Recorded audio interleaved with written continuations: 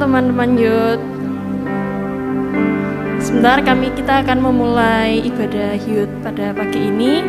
Sebelumnya marilah kita berdoa yang akan dipimpin oleh Elizabeth.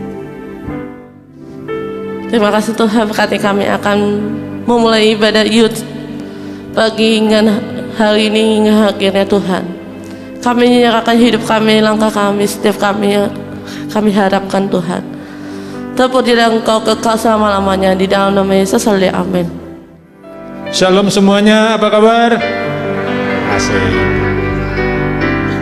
Kita siapkan hati kita akan muji Tuhan. Terima kasih Tuhan untuk hari ini Yesus. Kita bersyukur Bapa.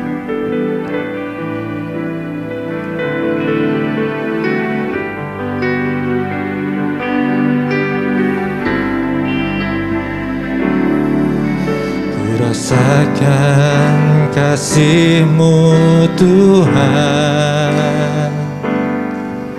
ku rasakan kuasa-Mu Tuhan,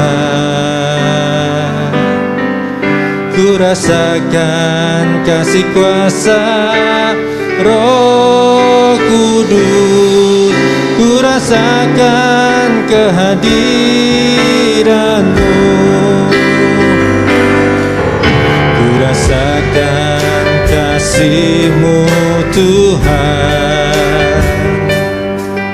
ku rasakan kuasa-Mu Tuhan, ku rasakan kasih kuasa Roh Kudus, ku rasakan kehadiran-Mu.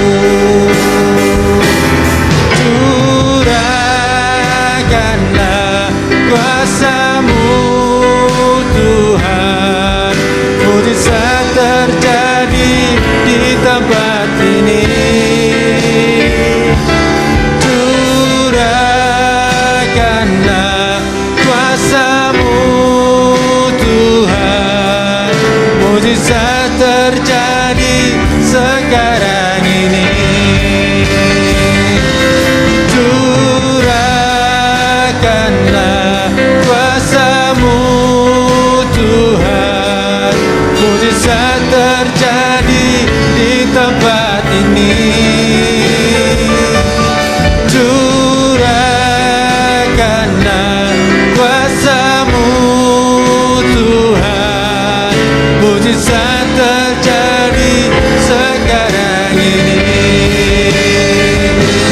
Curahkanlah kuasa-Mu Tuhan, mujizat terjadi di tempat ini. Curahkanlah kuasa-Mu Tuhan, mujizat terjadi sekarang ini.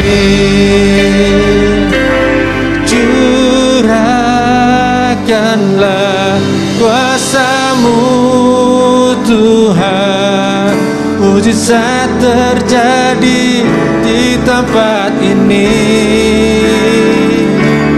Curahkanlah kuasa-Mu Tuhan, mujizat terjadi sekarang ini.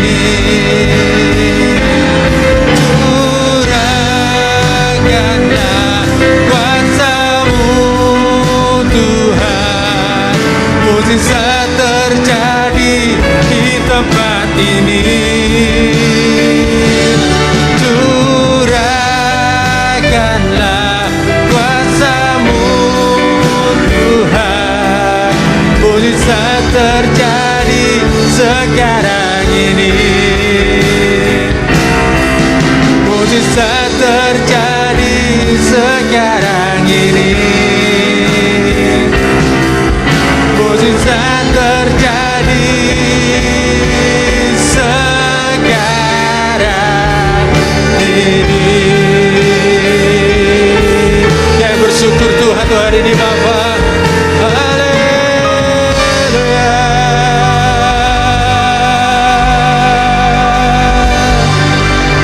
Sharara Mugura Kemosana Kira. Terima kasih Tuhan, terima kasih Yesus, terima kasih Tuhan. Untuk doa firman Tuhan, saya silakan buat Kak Reni. Mari teman-teman, kita akan siapkan hati kita untuk menerima firman Tuhan. Mari kita berdoa. Tuhan Yesus, Allah kami yang baik, Allah yang tidak pernah meninggalkan kami, Allah yang selalu ada bersama dengan kami. Kalau sebentar Tuhan, kami akan siapkan hati kami untuk mendengarkan akan kebenaran firman-Mu. Kau jamah setiap hati kami, agar kami boleh mendengarkan kebenaran firman-Mu dengan urapan yang daripada-Mu. Kau berkati hamba-Mu yang akan menyampaikan kebenaran firman-Mu. Biar setiap perkataan yang keluar dari mulutnya semua berasal daripada-Mu. Nama-Mu yang dipuji dan dipermuliakan. Jadikan kami pelaku-pelaku firman-Mu dimanapun kami berada. Hanya di dalam nama Yesus Kristus sebagai Tuhan dan Juru Selamat kami yang hidup, kami mengucap syukur dan berdoa. Haleluya, amin. Shalom, selamat pagi teman-teman dan saudara dikasihi Tuhan. Bagaimana kabarnya hari ini? Luar biasa. Kasih Tuhan tetap luar biasa bagi kita ya. Amin. Saya mengajak kita membuka Alkitab dari Yakobus 4 ayat 7 sampai dengan 10. Ayat 7 sampai 10. Kita baca bersama-sama dalam hitungan ketiga. 2, 3. Karena itu tunduklah kepada Allah dan lawanlah iblis, maka ia akan lari daripadamu. Mendekatlah kepada Allah dan ia akan mendekat kepadamu. Tahirkanlah tanganmu, hai kamu orang-orang berdosa, dan sucikanlah hatimu, hai kamu yang mendua hati. Sadarilah kemalanganmu, berdukacita dan merataplah. Hendaklah tertawamu kamu ganti dengan ratap, dan sukacitamu dengan dukacita. Hendaklah dirimu di hadapan Tuhan, dan Ia akan meninggikan kamu. Rendahkanlah dirimu. Amin. Tema kita hari ini berbicara tentang sampai di mana sih batas kecanduan kita. Saya rasa masalah kecanduan sudah tidak asik lagi ya. Kecuali Grace di sini masih belum ngerti masalah kecanduannya. Jadi kita udah dewasa ini, saya rasa udah mengerti lah ya. Elizabeth ngerti kecanduan? Oh, ngerti. Pane ngerti ya? Ya. Masalah kecanduan itu ternyata saya cari-cari artinya adalah suatu keadaan seseorang secara fisik maupun psikologi tergantung atau memiliki ketergantungan pada sesuatu atau sesuatu yang dinikmatinya, kenikmatan. Jadi ada benda, kemudian ada sesuatu yang menjadi kenikmatan. Nah, ini adalah sesuatu hal yang sangat menarik banget sebenarnya dibahas untuk anak generasi muda, terutama kita di tempat ini. Kalau masalah kecanduan sudah tidak asing lagi bagi kita. Dari saya mulai kecanduan itu berupa misalnya kecanduan kepada alkohol, ketertarikan pada sebuah minuman alkohol. Nah, yang lain contoh-contoh kecanduan apa? Misalnya Alif, candu pada apa? Game. Wow. Kak Kris, yang lain jangan sama. Enggak boleh. Apa itu? Judi online. Wow. Luar biasa. Kemudian Kak Stef, makanan. Wow. Kuliner Semarang banyak sekali kecanduan makanan. Kemudian Elizabeth,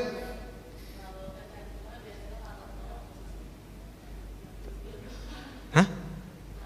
Pada pacar? Bukan. Pane? Mainan HP tiap hari dari pagi sampai sore. Karena ini oh, belanja luar biasa, ibu-ibu sukanya belanja. Itu adalah contoh-contoh mungkin yang kita sebutkan ini adalah contoh-contoh kecilnya saja. Mungkin lebih banyak lagi masalah-masalah kecanduan yang mungkin tidak bisa kita sebut satu persatu mengingat waktunya. Tetapi sebenarnya gini, masalah kecanduan itu sangat berat banget. Jadi kalau misalnya ada orang candu, itu ada sesuatu yang ketagihan dalam dirinya sehingga dia menyukai sesuatu dan melupakan sesuatu yang menjadi pekerjaannya. Jadi istilahnya adalah terlalu berlebihan. Misalnya gini, ada orang sukanya nonton. nontonnya mungkin bisa-bisa aja kayak film drama Korea yang terkenal sekarang drakor. Itu terkenal banget sekarang. Tapi kalau misalnya orang lain nontonnya cuman sekedar nonton 1 jam, udah dibalik lagi ke pekerjaannya. Tapi ada orang tertentu yang nonton mungkin 1 hari ganti terus, ya ganti channel, ya lagi drakor. Di depan TV sampai nangis-nangis. Ada orang yang sampai di videoin sama anaknya mungkin. Ada di depan TV, ibunya marah-marah sama TV. Kamu ini, kamu tabrak aja, bunuh aja. Sampai segitunya orang di depan TV bisa terbawa emosi. Karena apa? Karena sudah ada ketertarikan kepada. Padahal sebenarnya itu sebuah sinetron adegan yang mungkin kalau istilahnya itu tidak sesuai dengan kenyataan. Karena setiap film itu ada di bawahnya selesai. Ini hanya fiktif belaka, tidak secara kenyataan. Walaupun ada beberapa kejadian-kejadian yang secara kenyataan. Tetapi kemudian ada juga yang mungkin cenderung kepada film PO. Apa itu film PO? Film porno. Jadi orang-orang dewasa itu akan menonton hal gitu. Tapi ada orang tertentu yang mungkin kecanduan kepada hal tersebut. Kemudian ada orang yang kecanduan kepada minuman tadi yang dikatakan oleh Kak Stef kemarin, minuman, kemudian judi online, game segala macam. Jadi anak-anak sekarang kebanyakan dari kecil itu kecanduannya kepada mainan games. Dulu waktu kecil itu saya nggak tahu main game itu kayak gimana.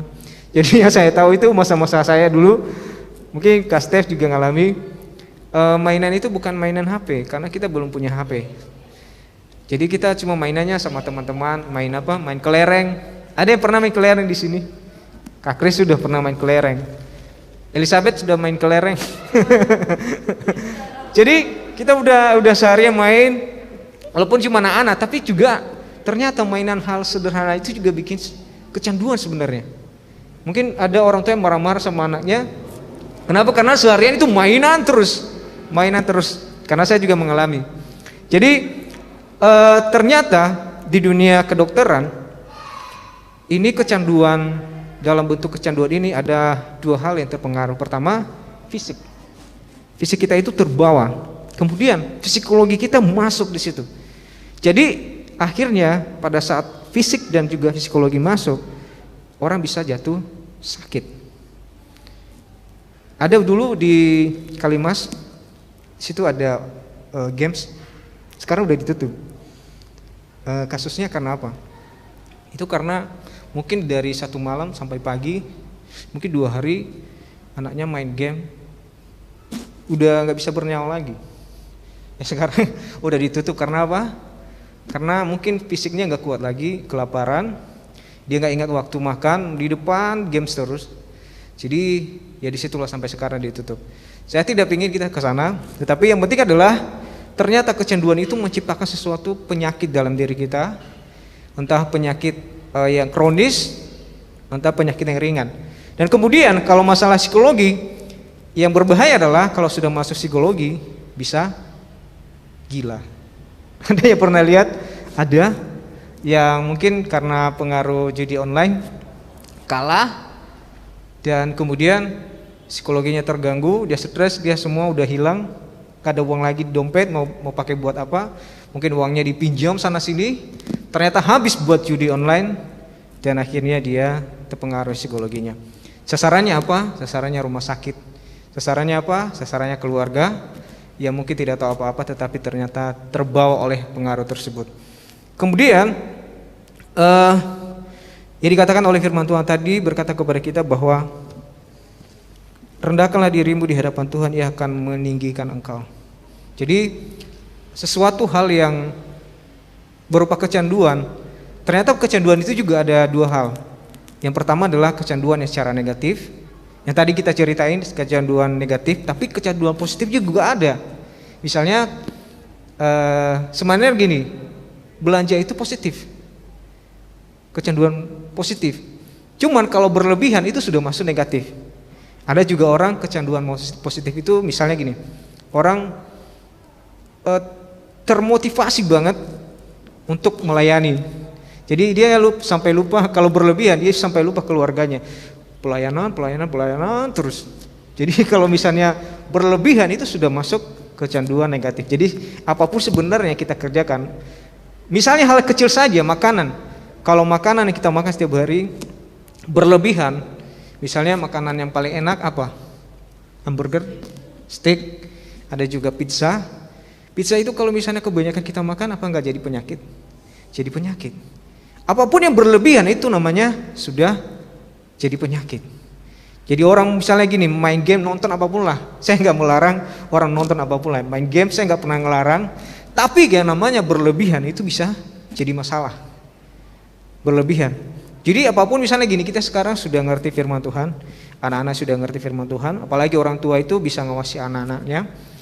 Tapi kembali lagi kepada diri kita, siapapun kita, saya juga mengalami namanya kecanduan HP.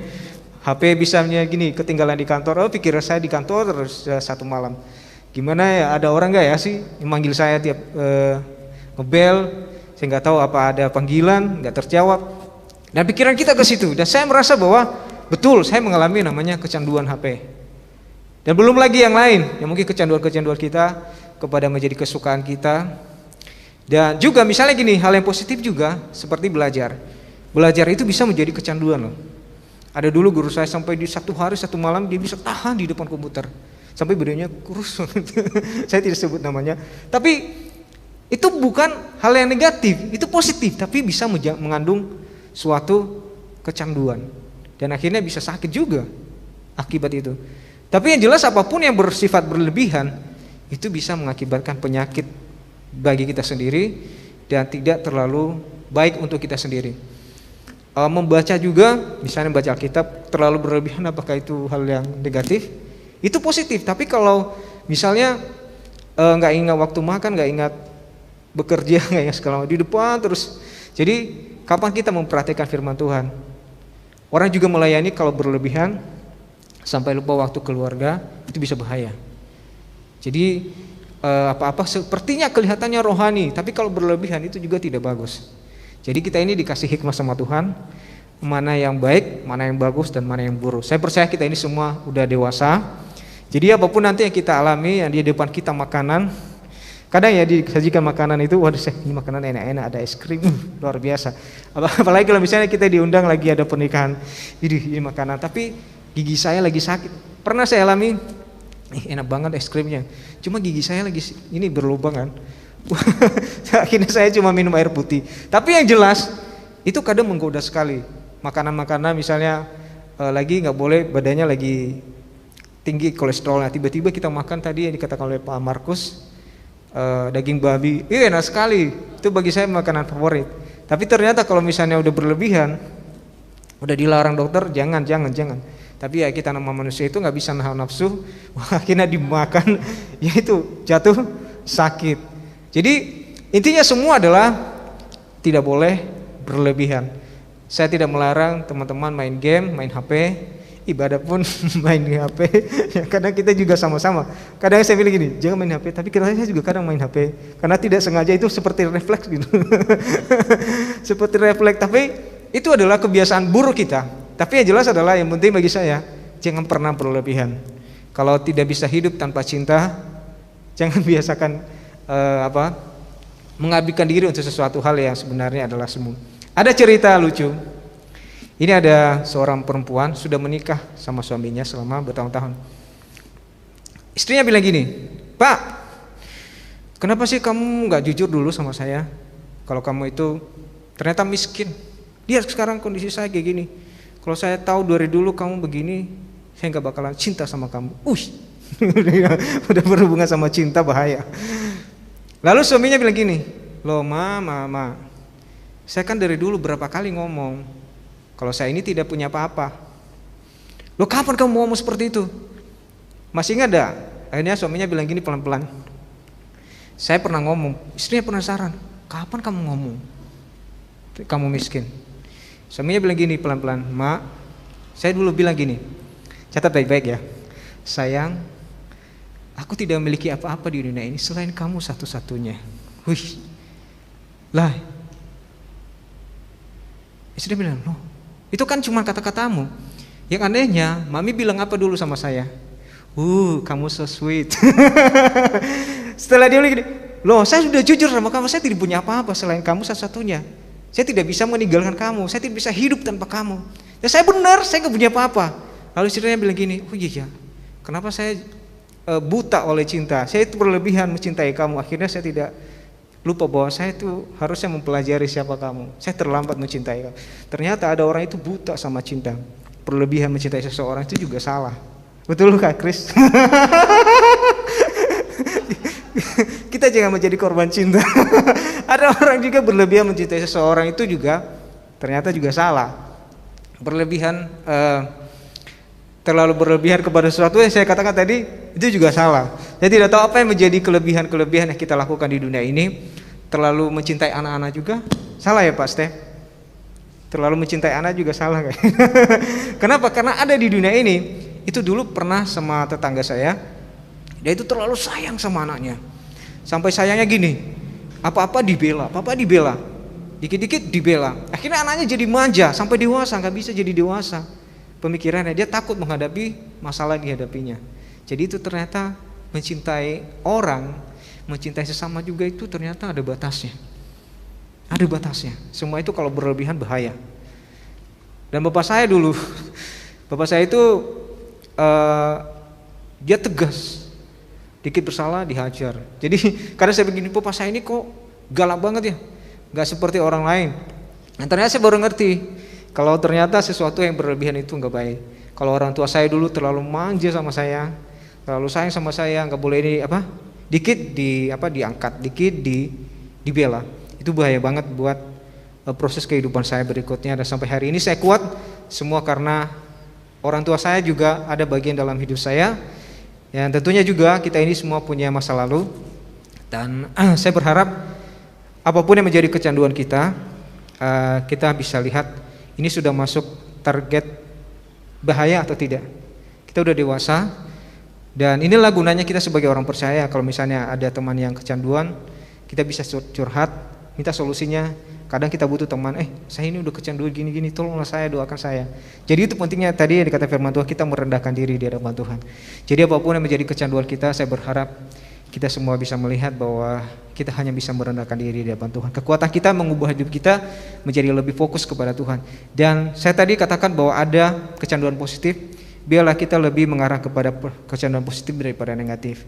Sekalipun kecanduan positif kelihatannya, tapi kita harus tahu ini batas-batasnya gimana. Batas-batas rohani yang harus saya lakukan. Karena ada orang di dunia ini yang sok rohani banget. Sampai gini dulu, saya cuma bercanda nulis status di Facebook. Tiba-tiba dia komen di situ, "Ih, kok hamba Tuhan begitu?" Saya kaget. Padahal aku cuma bercanda gitu. Jadi orang terlalu rohani juga bahaya. Jadi mengecap orang itu, orang berdosa, jijik kamu. Jadi ternyata jangan terlalu rohani juga. Bahaya. Karena ada orang-orang di sekitar kita ini merasa diri terlalu rohani. Terlalu rohani akhirnya mengecap orang itu tidak baik, buruk dan segalanya. Itu adalah rohani yang istilahnya bagi saya jangan terlalu ke sana, karena yang kudus di dunia ini hanya Tuhan. Kita hanya manusia biasa. Amin. Kita tuh dalam doa, saya mau nanti Kastef ya.